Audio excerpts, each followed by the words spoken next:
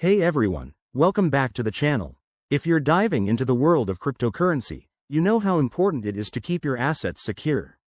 In this video, we'll walk you through the step-by-step process of sending Bitcoin from your Coinbase wallet to your Ledger Nano X in 2025.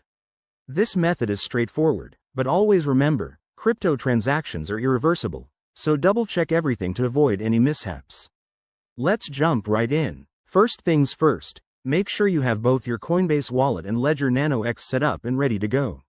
Start by opening the Coinbase Wallet app on your phone or computer. Log in with your credentials and navigate to your Bitcoin holdings. You'll see a list of your assets. Select Bitcoin to begin the transfer process. Next, hit the Send button. This will prompt you to enter the recipient's address. Now, switch over to your Ledger Nano X. Unlock your device using your PIN, and open the Bitcoin app on it. Go to the Receive section to generate a new receiving address.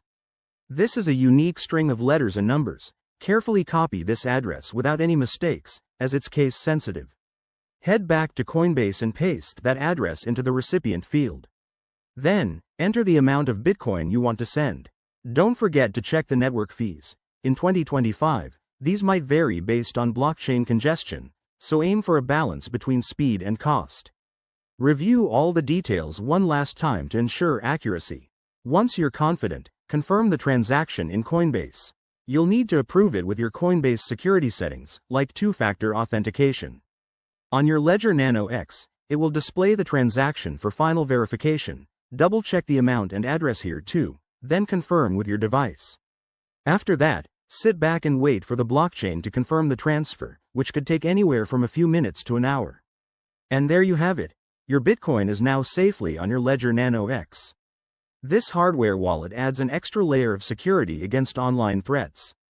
Remember, always keep your private keys offline and stay updated with the latest crypto best practices. If you found this tutorial helpful, give it a thumbs up, subscribe for more guides, and drop a comment if you have questions. Thanks for watching, and stay secure out there.